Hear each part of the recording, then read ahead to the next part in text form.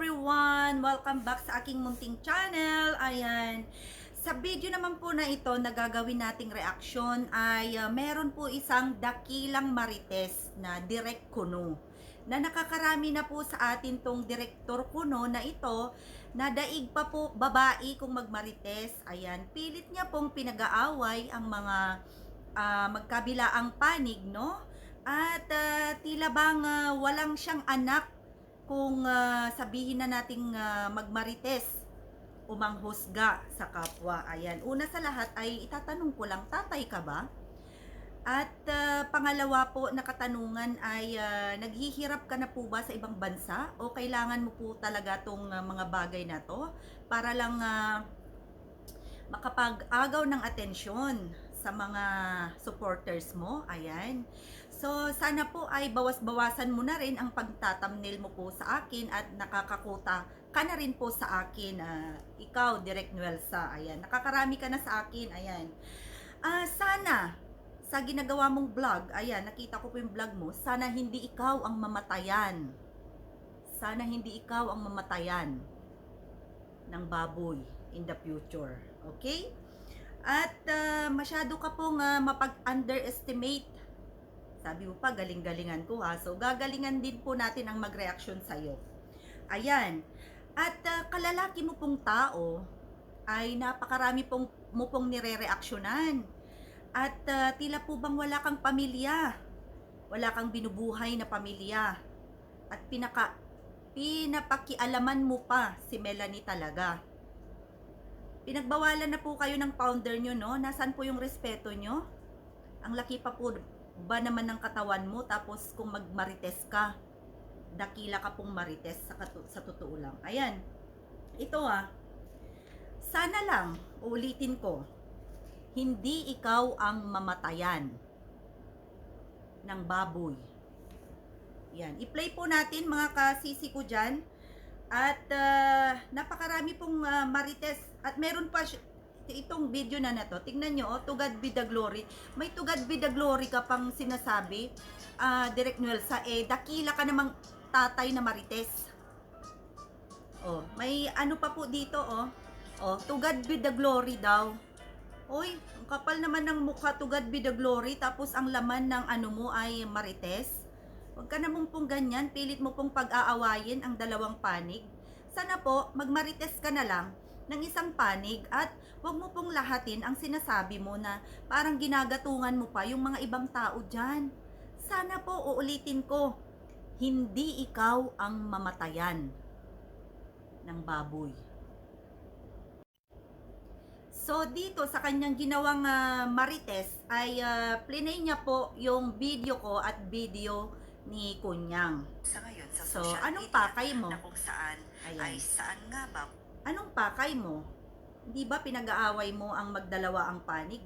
Sana lang hindi mo po ma-experience yung mga ganitong pangyayari sa buhay mo at sa buo mong pamilya. Sa nangyayari kay Melanie. Talaga niya yung anak Ayan, niya. no? Anak niya yun eh. Ibibigay ng Team Kalingap yun eh. Dapat nagsabi siya ng totoo. So ano po bang totoo kasi yung inaano nyo? Anak niya yun eh. Wala tayong karapatan doon kung ano ang desisyon niya. Dito po kasi sa ano na to, pinapalabas niya po na nagsinungaling. Ay, ikaw po ba ay straight kang tao?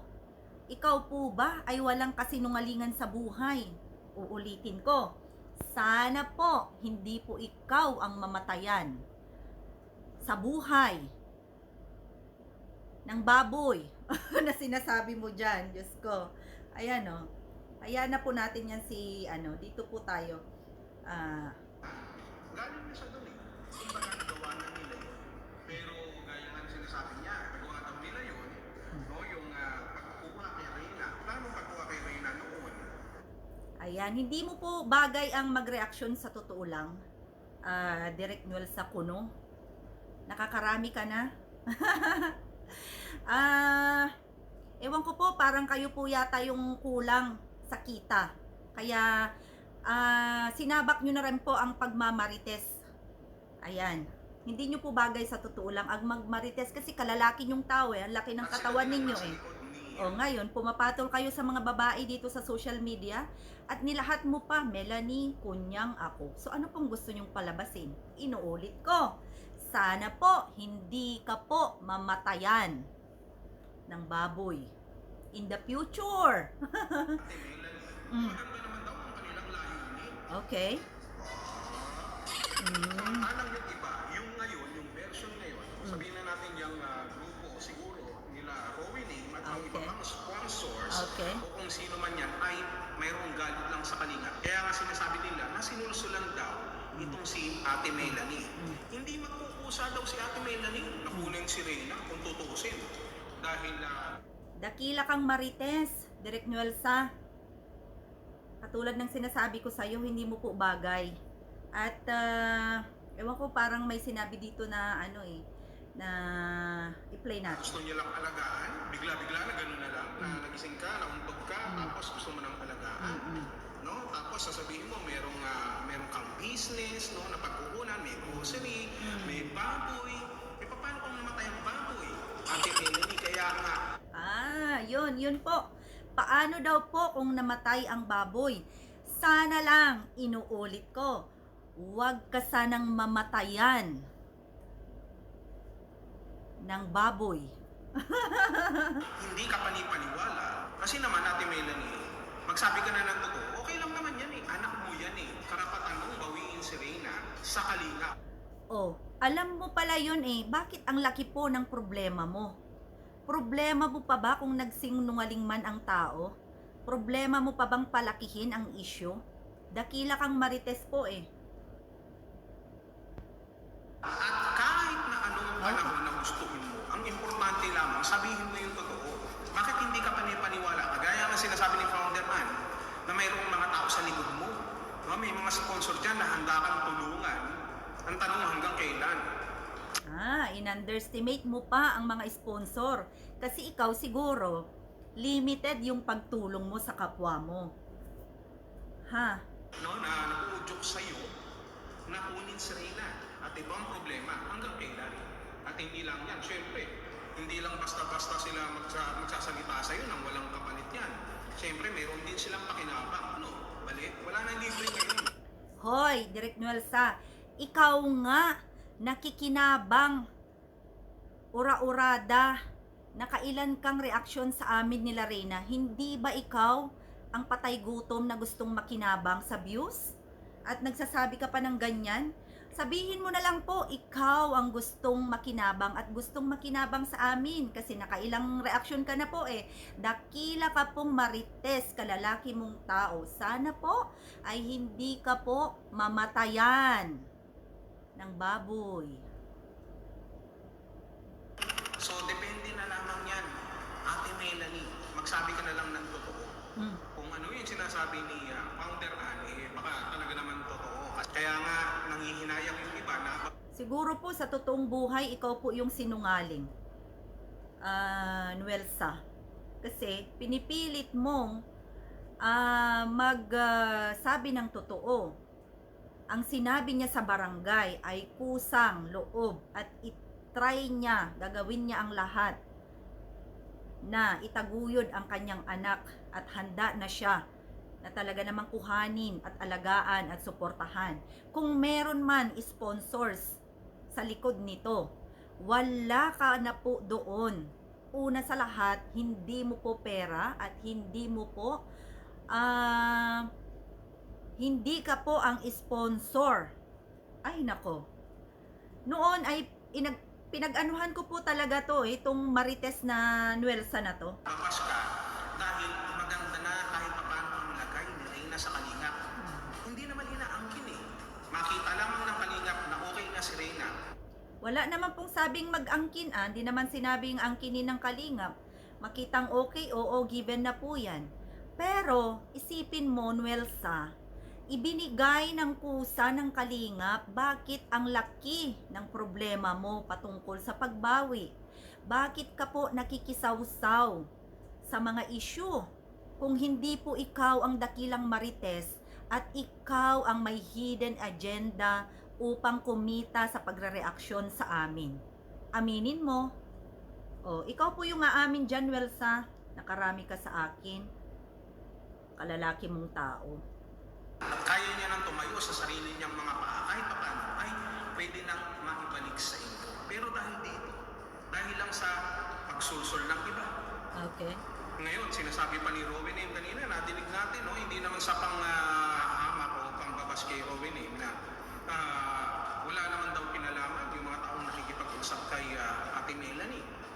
No? Na hindi naman daw sinulsulan o hindi naman na inutusan dahil doon daw sa pagharap sa barangay ay sinabi daw ni Ate Melanie na sa Yes, tama po kami dyan. Wala akong inutusan, hindi kami ang nag-utos na bigla po kami. Araw ng Sabado, paggising ko ay sumabog po ang balita na kinuha na si Reyna. At wala po akong kaalam-alam dyan. Kaya, wag kang mag-create ng kasinungalingan kung ikaw siguro ang sinungaling sa totoong buhay, Nuelsa. niyang pagpapasya yun. Eh siyempre, natural sasabihin niya na sariling pagpapasya niya yun. Alam ka naman sabihin niya na napag-utusan ako kasi bibigyan daw ako ng pera. Tutulungan nila ako. Eh di lumalabas na nakikinig siya at may mga tao sa likod nila. Hindi yun ang katuloy.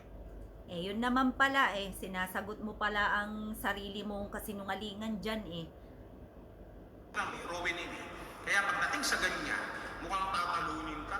Founder Ana, lumalabas talaga na mayroong mga sponsors na may galit sa kalinga. Kaya gusto nilang kunin si Reyna. At siyempre, alam na alam niya yan. Dati siyang ganun No? May nakita pa nga na kasama sa GC. O, tignan mo. Idinidiin mo dito ang dalawang panig, si Rowan at saka pinipilit mong pag-awayin ang dalawang grupo, dalawang kampo. Namintres na mag-reaction ka na lang sana, na sabihin mo na lang, sana maalagaan ni Melanie ng buong buo sa tulong ng mga sponsors. Tatay ka Wala ka bang anak, Nuelsa? Sana po, hindi ka, inuulit ko, sana hindi ka mamatayan ng baboy. Kasama sa GC si Ate Melanie. Nakita pa sa video call. So, paano na yan? Andyan yung mga ebidensya. Wala naman mali sa pagkuha ni Ate Melanie sa anak niya. Ang mali lamang, nagsinungaling pa siya. Yung tindahan, yung business, kung ano man ang itutulong sa kanila, ng mga sponsors, na di man yung sponsors, na nasa likod nila. Ang tanong dito, hanggang kailan? Kasi alam natin, Ate Melanie, kahit ipagpilitan mo pa na ikaw lamang ang gustong magtaguyod sa anak mo, pagdating dyan sa iyong kung ano man ang meron ka, may iba ka pang anak. Paano mo pagkakasyahin ang budget na yan? Pagpapagamot lang. Baka mga isang baboy lang yan, dalawang baboy, wala na. Hindi pa yan. Kung wala pa kayong kakainin, baka katayin nyo na yung baboy. Wala na kayong pambenta rin na yun. Hindi naman sa... So, nadinig nyo po yun, yung sinabi ni Nuelsa. Pinagtawanan niya po at in-underestimate niya yung pinagkukunan ng pangkabuhayan ni Melanie. At baka daw bukas makalawa ay katayin ang baboy o ang sinasabi niya ay mamatay ang baboy. Ikaw ba, hindi ka nanggaling sa hirap, Nuelsa, para kung magsalita ka ay hindi ka wala kang pinagdaanan na hirap? Di ba itinaguyod mo po ang iyong pamilya kung meron man? Pero kung meron ka mang pamilya, anong klaseng tatay ka mag-isip, di ba? Di ba itataguyod mo ang pamilya mo sa hirap at ginhawa? At ewan ko kung ano po ang mentality mo bilang tatay din, no? Siguro ikaw din ang nagpabigay sa inyong mga anak noon. Mga maliit, Pero sinasabi lamang natin dito, yung totoo. Totoo. Yung realidad dito. Wag mo akong sisihin, ha? Baka ikaw ang may pinagdaanan na ibinigay mo ang inyong mga anak kung sino-sino at sinungaling kang ama at hindi ko alam kung mayaman ka ba na ipinanganak or whatever, pero ikaw mismo ang nagsasabi na reality talk. Siguro nga po, ikaw yun kung ano ang sinasabi mo against kay Melanie, against kay Kunyang, against sa akin. Huwag kang masyadong marites, Nuelsa, hindi mo po bagay. Nakarami ka na po Papakinggan natin. Itinatanggi lagi ninyo na walang kinalaman. Sila Rowan Walang kinalaman yung mga ibang Reyna na grupo dyan. Binubuking na nga kayo ni Founder Ann. So, sino ang papaniwalaan namin? Si Founder Ann o yung grupo nila Rowan at mga iba pa dyan? Rowan Talaga namang tignan nyo pinag-compare mo talaga, no? Gusto mong pag-awayin talaga. Tatay ka, Nuelsa, I know. Kaya sana hindi po mangyari sa iyong pamilya ang mamatayan ng baboy at sana maging okay ang lahat ng pamilya mo sa mga pinaggagawa mo dito sa social media. Galing-galingan nyo naman. No? Turuan mo naman si Ate Melanie. Magsisinungaling lang din naman si Ate Melanie. Hindi pa totoo.